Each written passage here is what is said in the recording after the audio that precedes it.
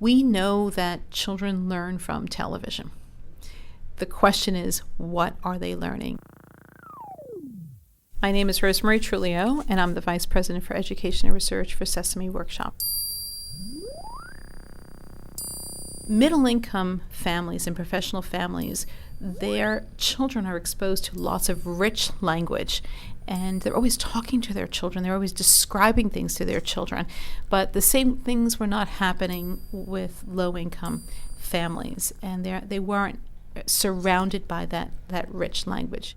What could we do? What could Sesame do to address these inequities? Hi, I'm Murray from Sesame Street, and I'm looking for the Word on the Street. Word on the Street is this wonderful segment that we have on Sesame Street, which starts literally on a street in New York City. It's Murray, who is one of our new Muppets, and he is just stopping people in the street. He's stopping children and he's stopping adults as they pass by. What does the word crunchy mean? When you eat something and it makes some noise. Crunch. He's asking questions like, so can you tell me what's a habitat?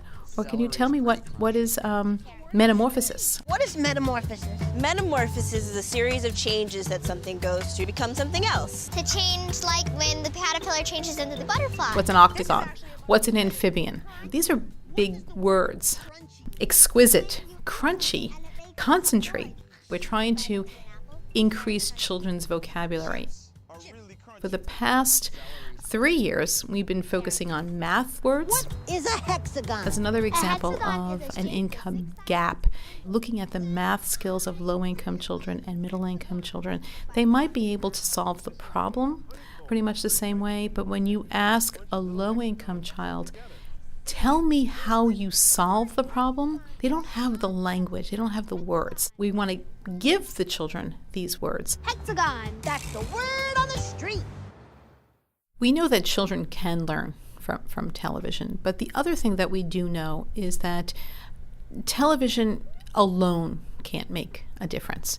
We always try to create content to bring in the adult viewer. So Sesame Street is written on two levels. We need the adult to use that content as a springboard and build upon it. So when your child mentions the word crunchy throughout the day, talk about what's crunchy, what's not crunchy. Same thing when you're walking around and you may talk about this is a habitat for birds or this is a habitat for squirrels. We're actually giving parents the vocabulary as well that they may not have.